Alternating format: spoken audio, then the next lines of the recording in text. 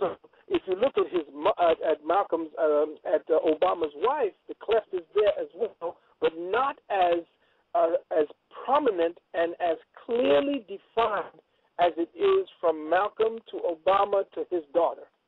Right. Okay? It is not as clear. It's clearly defined, and it's very difficult for you to keep that cleft because it's something that is, it also bespeaks what the heart is about. Malcolm's heart is huge. It was big. And the Venus cleft has to do with how deep your heart and your love line is and how empathetic you are to other people and so forth. And it can go in the reverse, of course, because you know him as Malcolm Little beforehand. But when it becomes mature, when the mind begins to catch up with the features that the spirit has formed to create the body, then you begin to see the magnanimity. You begin to see how big, how beautiful that heart becomes, how it extends to the suffering of others, and how they want to be something great for other people, to show other people how great they can be.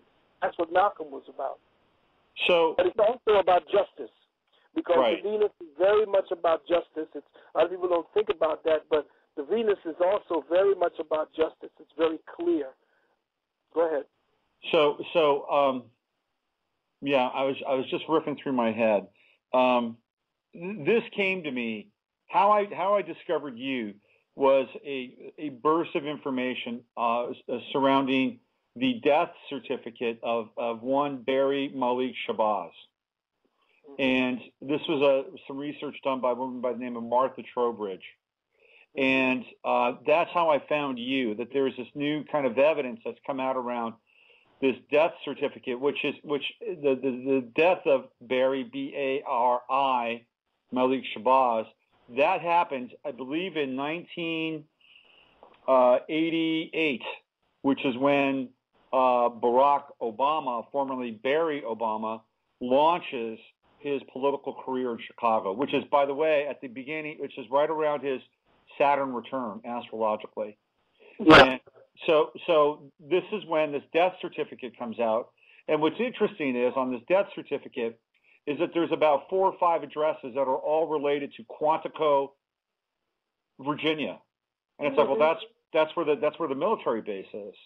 And I thought, well, this is a really compelling piece of kind of evidence. And then I did a search on the internet, and I couldn't find anything, because you look at the offspring of Malcolm, and they're all girls. And you can't find anything on Barry Malik Shabazz outside of this death certificate until somebody found something in the Court of Records in Hawaii, which is very interesting, that there was a Barry M. Shabazz that had gotten into an auto accident, kind of a severe auto accident in Hawaii, and there had been a bench warrant issued for him to appear as a result of this ticket/accident, driving without a license, by the way. Right. And so that comes up, and it's in Hawaii, and I'm thinking, well, this is fascinating. So have you looked into to these two kind of very thin strands of the Barry M. Shabazz connection as well? No, someone talked to me about it after, as you did, me going into all the ins and outs of his stint in Hawaii. But as far as Quantico, that's CIA headquarters, right. if I'm not mistaken. And what it is that I'm not familiar with that part of it, because I never looked any deeper than what I've shown on the screen right. relative to his wife at the time of the inauguration wearing the colors of anarchy, red right. and black. And looking like a Black Widow as well. It was the Black Widow. Yeah, it looked like the Black Widow, yeah, but she was actually wearing the colors of the anarchists. Right. And most people did not pick that up, of course. But again, going back to that, the part with Shabazz, that's very fascinating, because I'm not surprised at all the different characters that he's had to assume, because he was being groomed. This is the perfect how do you say it, protocol for creating an agent for a spook, for one of a better word, who has gone through all the different characteristics and characters that you are training them to assume a specific position. So you have to remember that he was created. He's not anybody that came out of, a line of succession of people who were being put into A, B, C, and D because their parents and their parents before them could be tracked in the political arena. This person was created specifically to do a specific job. So his sojourn through Pakistan, and now this is the place where we're going to be doing all of our adventures in nuclear warfare through Pakistan.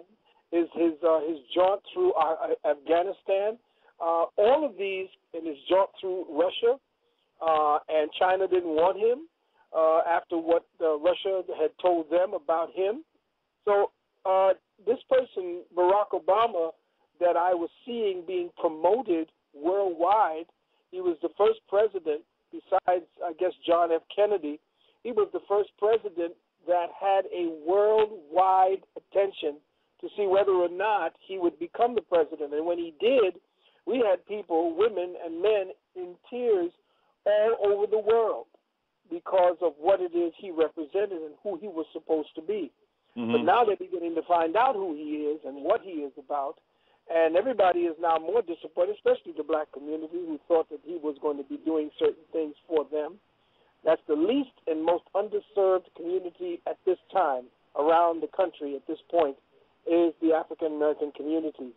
And so we have given him the path that that those who managed to form him and place him in that position, he has been given the path that was necessary to keep the population numb, so that those who were going through the stages of undermining for the sake of co-opting and conquering the United States of America could do their job. And they did, because he did everything that was necessary to forward what George Bush had put into place, because, he didn't do anything for himself.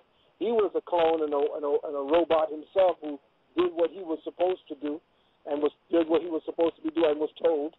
So now Obama is just simply doing everything that was necessary to begin the process that the so-called New World Order, what I call the New World Order or the New Old Order, is actually putting into place, and that is undermining and destroying the United States through the economic system, which they already began the process of, and bringing us slowly back into a socialist/communist state, which is essentially what we have already began the process of.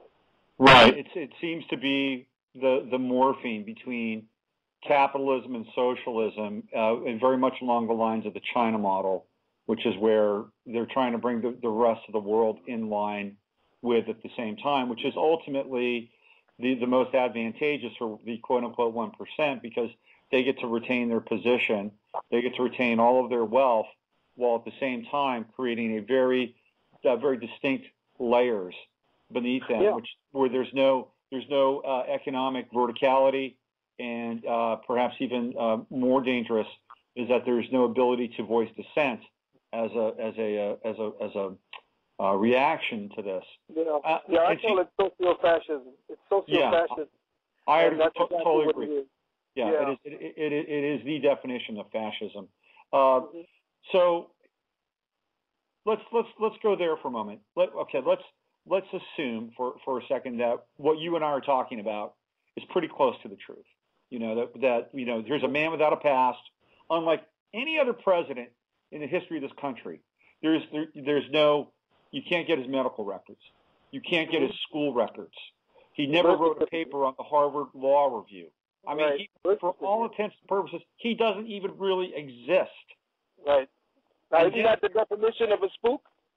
It is like a spook, exactly. It's like a ghost, like a phantom. No. I'm talking about a CIA nomenclature. Oh, sure. Yeah, absolutely. I was riffing on that because it was he's also like a phantom. Like, there's no corporeal sort of consistency with him. It's almost like you put your hand right through him. You know what I mean? Right. That's exactly it. Mm-hmm. He's an anomaly in that, because everyone has been fighting to find out who he is, he has had to speed the agenda. Mm-hmm. Because, again, remember, he has to do 2 terms of office. He may end up being one of the first and only one-term presidents over the last 30 years? Yeah. He may end up being the first one-term president in the last 35 to 40 years. So we don't know that. But remember, they selected Bush. Yes. And they elected Obama.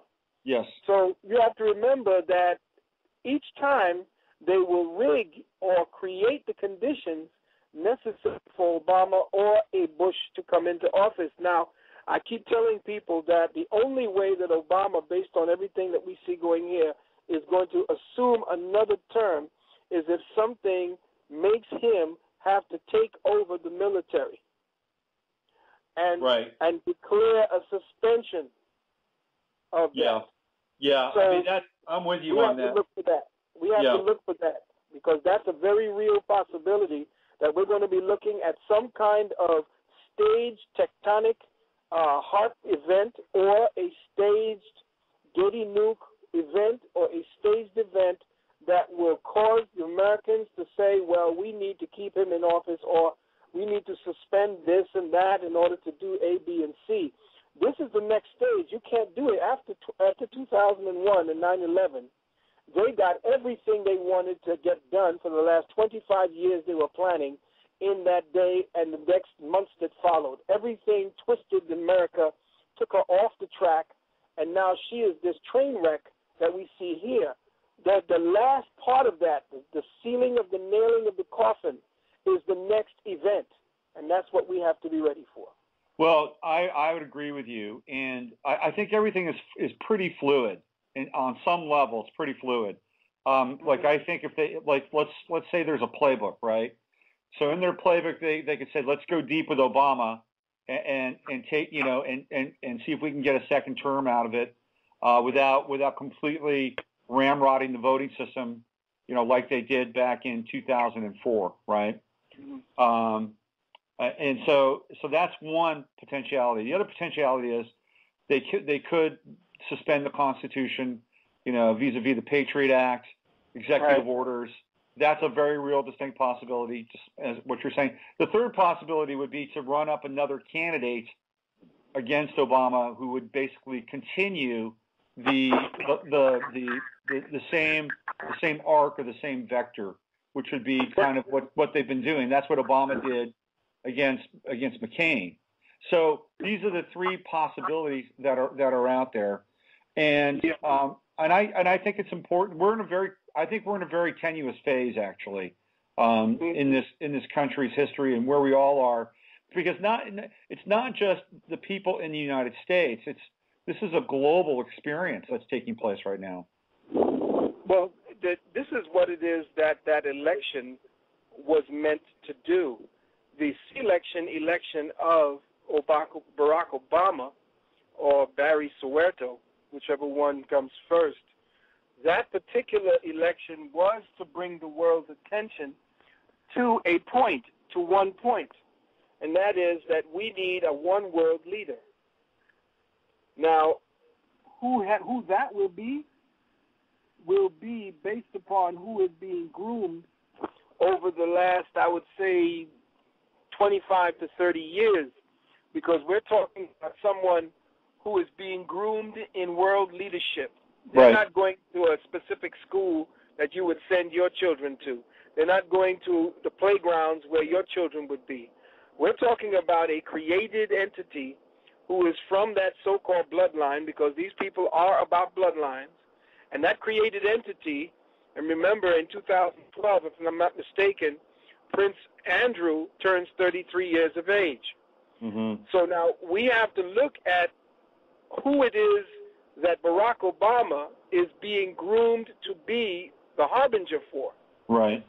Barack Obama was meant to call the earth's attention to one leader. And everywhere you go, no one, I don't care who it is, except Kennedy, never had the type of attention, global attention, that a Barack Obama has garnered in the way that you become a household name. I think Muhammad Ali was the only one who shared that distinction around the globe. And maybe, what's his name, Michael Jordan.